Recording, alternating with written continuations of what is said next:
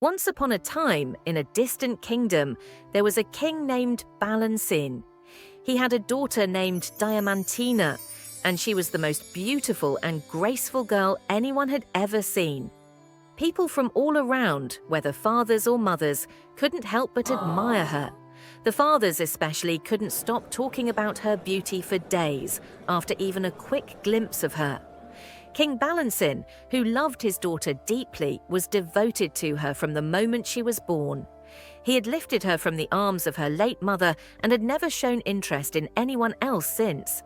It was as if she was his world and nothing else mattered. Diamantina, now 15, was a jewel in the kingdom. Every suitor who came to court her was rejected by the king, no matter their status or charm. Balancin didn't want anyone to take her away from him. But Diamantina was not just a beauty, she was kind-hearted too. Every evening, as the sun set, she would take a walk through the royal garden, cutting off the dead blooms, so the garden would look perfect for the next morning. After this, she would visit the poor in the town, listening to their troubles and finding ways to help them. She gave her heart to the people, feeling their pain as if it were her own, offering what little she could to bring comfort and hope. Her heart was full of compassion for the people, and she spent her days helping where she could. The king, though completely wrapped up in his daughter, also loved hunting. He would spend many mornings chasing boars in the mountains.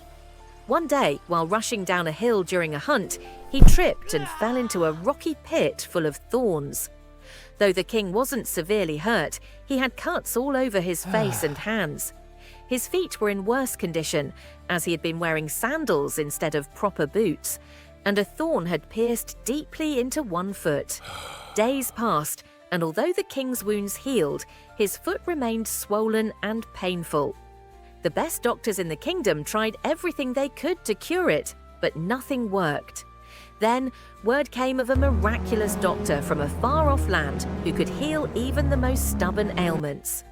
Balancin, desperate to rid himself of the pain, had the doctor summoned to his court. The doctor arrived and examined the king's foot. After a thorough inspection, he sighed and said, "Your Majesty, the wound is too deep for any medicine to fully heal, but I can at least ease the pain and help you walk without suffering." The king, eager for relief, listened intently as the doctor continued. "Let the royal shoemaker craft a shoe made of goat skin, loose and comfortable, while I prepare a special varnish to coat it. It's a secret remedy that will make the shoe last forever, free from pain." The king agreed, and soon the shoemaker worked on the shoe while the doctor prepared his special varnish. After a few days, the doctor returned with the shoe, which was glistening white and smooth, as if made of the finest snow. The doctor applied the varnish, explaining, "While you wear this shoe, you will feel no pain. It will remain as perfect as the day it was made, no matter how many years pass." The king, overjoyed, put on the shoe immediately. To his delight, he could walk and run without any pain. "What can I give you in return?" he asked the doctor, grateful beyond measure. But the doctor refused, asking only for a simple fee and to be treated with respect on his return journey. For 2 years, the king wore the magical shoe without any problems. He often marveled at the comfort it provided and how it seemed impervious to wear. It became a symbol of his strength and his health, a gift that kept him going even in times of hardship.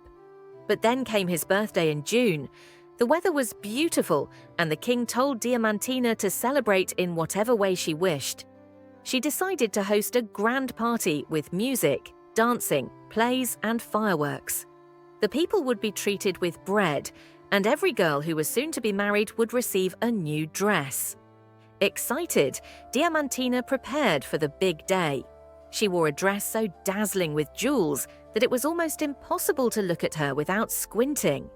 She walked through the streets before the party, greeting the people, her father by her side. The entire kingdom was buzzing with joy. The royal boat was ready, and they set off on the river to enjoy races and swimming contests. Afterward, they sailed to a field where music and dancing awaited. Diamantina gave out prizes, loaves of bread, and new dresses to the poor and the brides-to-be. The evening was perfect. The sounds of music and laughter filled the air as the celebration reached its peak. But then, disaster struck. As the king stepped onto the boat to return, one of his sandals caught on a nail. The pressure caused the white slipper to come off, and before anyone could react, it was swept into the river. The king cried out, "My shoe! My shoe!" His pain returned instantly, and his desperate search for the slipper in the water began. Diamantina rushed to her father's side, but the slipper was already too far away, drifting down the river. The king, in agony, stumbled and fell into the water. The sailors rushed to rescue him, but he had been carried far by the current. After a tense struggle, they managed to pull the king from the water, though he was unconscious. Diamantina fainted at the sight, and both were taken back to the palace. The best doctors tended to Diamantina, who recovered quickly, but the king's condition worsened. For 3 days, he lay feverish and weak. Meanwhile, Diamantina, in her grief, ordered that the missing slipper be searched far and wide.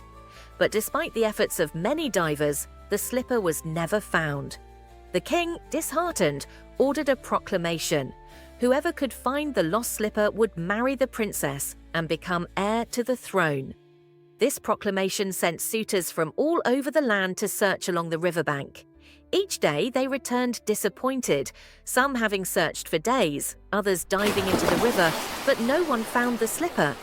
Among them was a young man, a shoemaker's apprentice named Gilguerillo. He had heard the royal order and joined the search, though his clothes were soaked and his spirits low. But he had a secret. He had seen the princess earlier in the day, and he had fallen in love with her at first sight. He knew the search would be difficult, but he kept hoping. He didn't let the mockery of others discourage him. His heart burned with a desire to help. One day, while resting in the palace, the king heard a noise outside the king's chambers. When the servant explained the commotion was caused by the young man asking if he could measure the king's foot and make a new slipper, the king ordered him to be brought in. Gilguerillo, though a humble shoemaker's apprentice, stood tall before the king. He was gentle and respectful, and the king saw in him a calm confidence. Gilguerillo asked permission to examine the king's foot, which the king allowed. The young man placed a healing plaster on the wound, and within moments the pain began to subside. "Do you think you can cure me?" asked the king, his voice hopeful. "I do, your majesty," Gilguerillo replied. "Give me a fortnight, and I will have you completely healed." The king, impressed, agreed. "If you succeed, you shall be richly rewarded. If you fail, I will have you punished." Gilguerillo rode out, unbothered by the mockery and taunts of the people. He had a plan and believed in his heart that he could help the king. He travelled far and wide to find the rare plant needed to make the cure. After many days of searching, he finally found the plant and made the balsam. On his return, he prepared the cure and applied it to the king's foot. The king's foot healed completely, and the news spread quickly. Soon the people were praising Gilguerillo, though they still mocked him. But Gilguerillo didn't mind. He was content to have helped the king. As a reward, the king gave Gilguerillo a fine tunic and a place of honor at court. Diamantina, seeing how handsome and noble he appeared, realized she had fallen in love with him. The wedding was arranged and they were married in a grand ceremony. Gilguerillo was made heir to the throne, and the king, proud and content, saw his daughter marry the man who had truly earned her love. The moral of the story is clear that true love and selflessness are worth more than wealth or status.